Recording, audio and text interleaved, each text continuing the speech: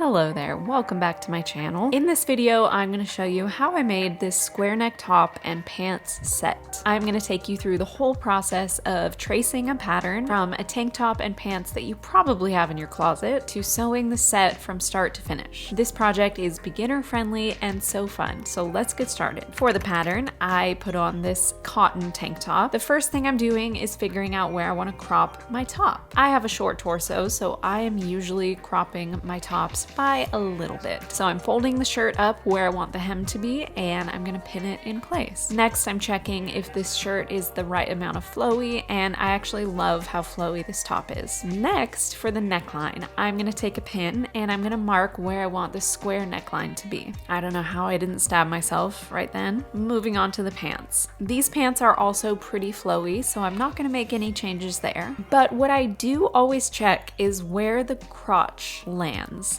Sometimes the crotch is a little bit too high and, it's just not a desirable look. I'm also checking where the waist hits, and this is about at my belly button, which is fine with me. These pants have elastic in the back half, and again, I like the amount of stretch that these have. The last thing I'm checking is the length. I look like a boy from the 1800s. I'm making a mental note that I'm going to add like 9 or 10 inches onto my pants. Now, taking some pattern paper, I'm going to start with my top. I'm folding it in half with the front of the shirt facing up. I'm going to line that folded edge up to the edge of my paper, and I'm just going to trace it all around where the seam lines are exactly. I'm drawing my new shortened hem, and then I'm just making sure my lines are nice and straight. Now, grabbing my shirt again, I'm going to figure out where my neckline was going to end, and I'm going to mark my square neckline. I also felt like this needed a little bit more added to the width, and also that shoulder looked a little too slanted, so I'm kind of straightening this to give it more of a 90-degree angle. You always want to aim for 90-degree angles when you're pattern making whenever you can. Now, taking a different color pen, I'm going to draw my 1/2 inch seam allowance all around, and at the bottom I'm going to add 1 inch for hem allowance. And the good news is the back of the shirt is the exact same pattern piece as the front. So I'm just making one pattern piece for the shirt. Moving on to the pants, I'm going to lay the pants out with the front side facing up, and I'm folding the seam lines under so that I could trace around the seam lines exactly. So I'm going to start tracing all around. And as you can see on that outer leg seam, there's like 1 inch or so of fabric that we need to add in order to trace the seam lines exactly where they are. So I'm going to add that inch or so and then kind of taper it up, following the seam lines with my fingers.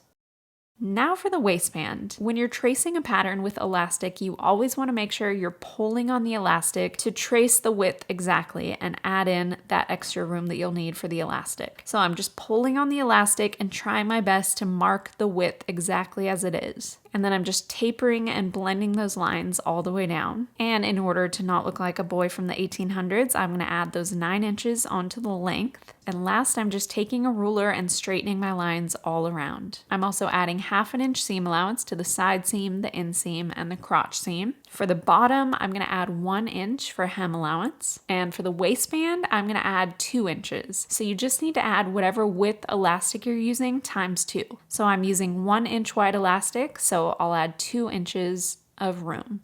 So now that our seam allowance is all added, we can go ahead and cut this pattern piece out. For the back side of the pants, I'm going to trace this front pattern piece as a basic guide, and then I'm going to lay the pants down with the back side facing up and just make sure that I have enough room for the back side of the pants. Because there is a booty on the backside, if you pull out the fabric and follow that seam line exactly, you can always tell that there's like 1 or 2 or more inches added on, just to give extra room for the booty. And then I'm going to add my 1/2 inch seam allowance. That definitely needed to be a little more straight, so I'm fixing that line. And now I'll cut this out. And I always like to put the 2 pattern pieces together and just make sure that they look right. And in this moment, I could tell that the front side of the pants just needed to be a little bit wider. So I'm just adding some scrap pieces of paper on there so that I can add a little bit more width to the front side of my pants. I'll cut my new pattern piece out. And the most important thing, you always want to make sure the front and the back side match in length at the side seam as well as the inseam. Because those will be connected later on, those always need to match in length. And if you want to hold these pattern pieces up to yourself and just make extra sure that they're going to fit, go right ahead. Now let's cut our pattern pieces. So I found this lovely 100% cotton on Fabric Wholesale Direct, which is an online fabric store. I love, love, love them. I'm going to link this fabric below. I'm going to fold my fabric in half, right sides together, and I'm going to lay my front pants piece down. I want to make sure that this pattern is symmetrical on both sides of my body, so I'm being very careful to line this pattern piece up exactly where I want it. And I'll cut my 2 pants pattern pieces out.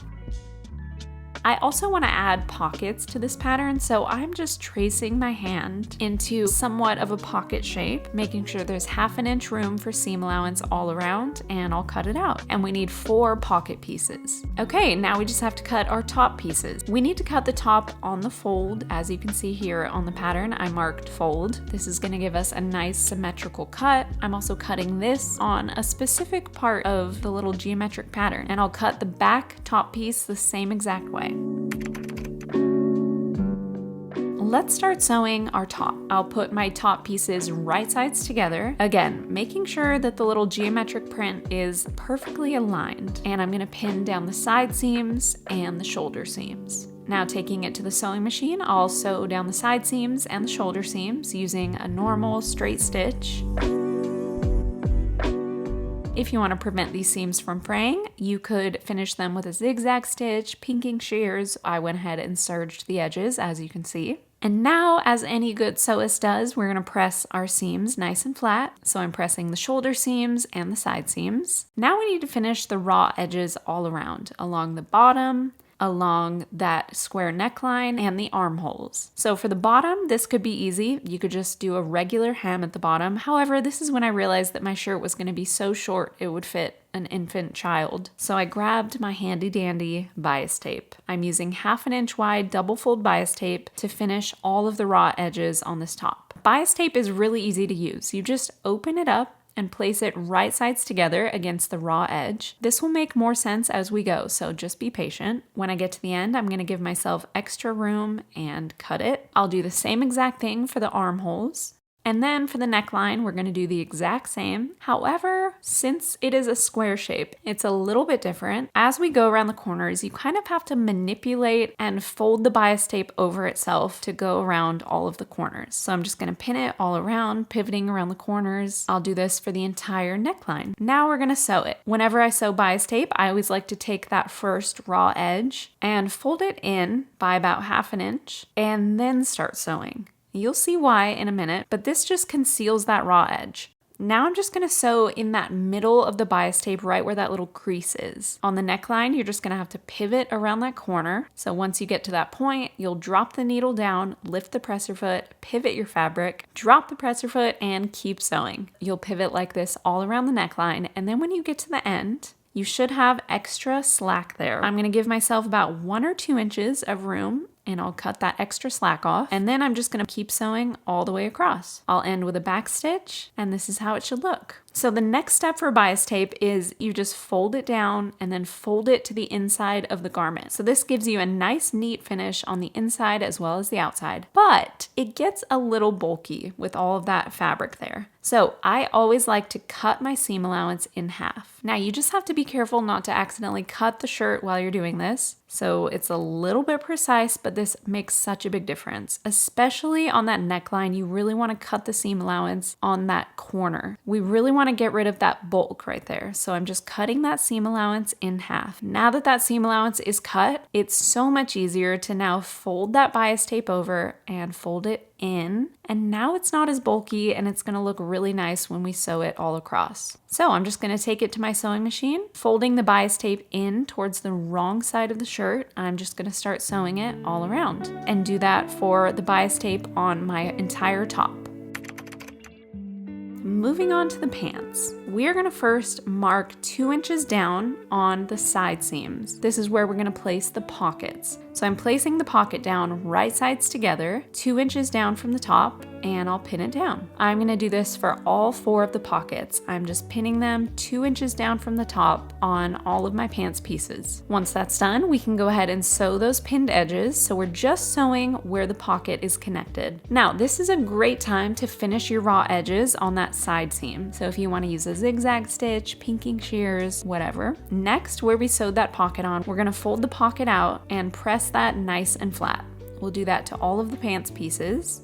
Okay, once that's done, we're gonna connect our pants pieces. So I'm putting the right front leg down, and then I'm gonna put the right back leg down, right sides together. This is when I realized I forgot to finish my raw edges. I always forget on the pants. So finish your raw edges, folks. I'm pinning down the side seam, around the pocket, and down the rest of the side seam. I'm also pinning the inseams together. And now we're just gonna sew along the inseam and then down that side seam, around the pocket, and down the rest of the side seam using a simple straight stitch. And when you're sewing, again, you're gonna have to pivot when you get to that pocket, making sure I'm sewing at 1/2 inch seam allowance the entire time.